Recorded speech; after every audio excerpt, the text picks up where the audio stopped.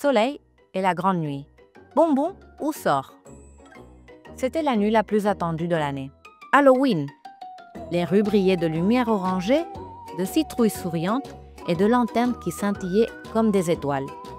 Les enfants couraient en riant, déguisés en monstres, fantômes et fées. Soleil avait choisi son costume avec beaucoup d'enthousiasme. Un élégant costume noir, une cape rouge brillante et de jolis crocs blancs qui luisaient quand il souriait. « Regarde mes crocs, Luna !» dit-il d'une voix mystérieuse. « Je suis le comte Soleil, le vampire le plus gentil du quartier. » Luna rit en ajustant son chapeau pointu sur ses cheveux.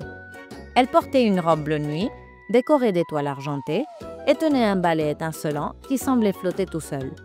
« Et moi, je suis Luna, la sorcière la plus douce du ciel nocturne, » dit-elle en lui faisant un clin d'œil. « Allons, comte Soleil, l'aventure nous attend. » Les deux sortirent de la maison, leur panier prêt, en criant joyeusement « Bonbon ou sort ?» Leur première visite fut chez Madame Marguerite, qui préparait toujours les meilleurs bonbons à la fraise. « Quel magnifique costume !» dit-elle en souriant. « Mais souvenez-vous, mes petits, partager les bonbons les rend 2 fois plus délicieux. »« Oui, Madame Marguerite, » répondirent-ils en chœur, en rangeant les friandises dans leur panier. Ils continuèrent leur chemin à travers le quartier. Soleil saluait les voisins avec une révérence de vampire, faisant rire tout le monde, tandis que Luna agitait son balai et lançait des faux sorts de rire et de bonheur.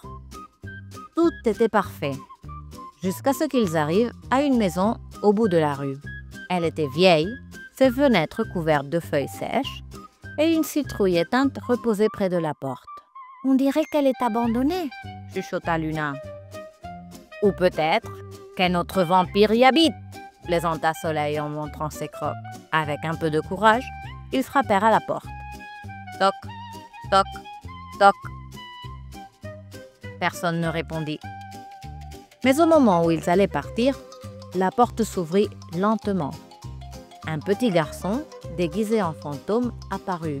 « Bouh !» dit-il d'une voix douce.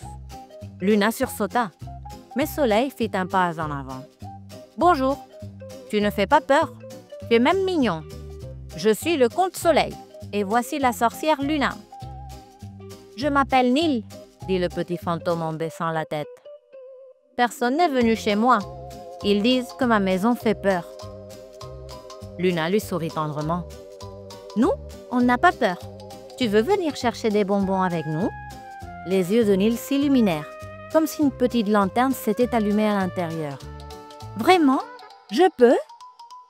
Et c'est ainsi que les trois partirent ensemble. Soleil marchait devant, sa cape flottant dans l'air. Luna volait parfois sur son balai, et Nil flottait à leur côté, riant de bonheur. Ils chantaient des chansons d'Halloween, racontaient des histoires et remplissaient leur panier de friandises. Quand ils rentrèrent, leur panier débordait de bonbons. Mais le plus beau, c'était leur rire qui résonnait dans la nuit.